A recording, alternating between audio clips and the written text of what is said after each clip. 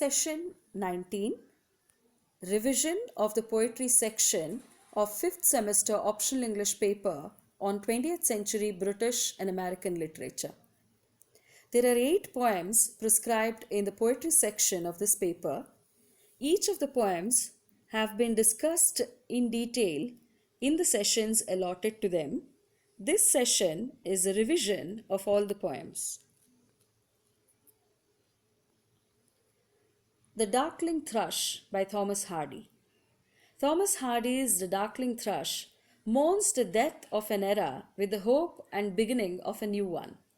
The poem is about the speaker's reaction to the end of the 19th century and the state of Western civilization. The thrush, a bird which sings a beautiful and hopeful song, is a symbol for the possible rebirth of civilization through religious faith. Pied Beauty by G.M. Hopkins.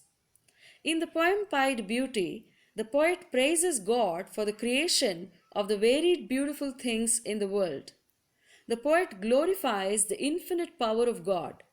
He comments on the transient nature of the world and argues that everything in the universe is destined to alter except God's beauty. The Strange Meetings by Wilfred Owens. This poem brings out the futility of war and hatred. The poem describes a soldier's descent into hell where he meets an enemy soldier he killed. The dead man talks about the horror of war and the inability of anyone involved to grasp the essential truth of the experience. The Second Coming by W.B. Yeats.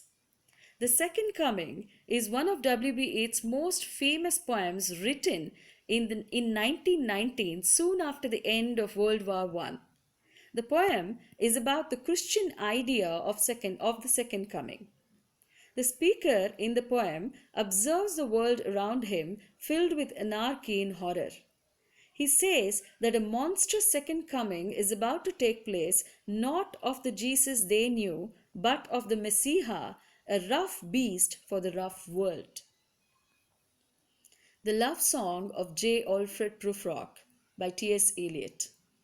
The poem is a dramatic monologue of an urban man in which the speaker narrates about the anxieties and concerns of his inner life. Eliot here presents the despair and passivity of a middle-aged man. The speaker Prufrock feels isolated, his love life is unsuccessful, he regrets his lost opportunities and lack of spiritual progress. The poem is about the emotional frustration, despair, and hollowness of human beings living at any period in history. The point in calling this poem, a love song, lies in the irony that it will never be voiced by the speaker. Mending Wall by Robert Frost. Mending Wall is about the futility of self-imposed barriers where it is not necessary. The poem is about 2 neighbors who meet in spring every year to mend the stone wall that separates their farm. The narrator says that there is something in nature that doesn't love a wall, but the neighbor insists that good fences make good neighbors, which is the wisdom passed down to him by his father. The speaker sees no reason for the wall to be kept, as there are no cows to be contained, just apples and pine trees. Poetry by Mairead Moore. Poetry is a poem about poetry. The speaker speaks about the quality of genuine experience and expression in poetry which makes it worth reading. The poem is best known for its shocking first line, in which Moore states that she dislikes poetry. The poet is critical of stereotypical poetical subjects and overtly intellectual language. She says that if rendering is precise and the imagination is alive, readers will be able to comprehend the truth and admire poetry. Mirror by Sylvia Plath. Mirror is a personification poem.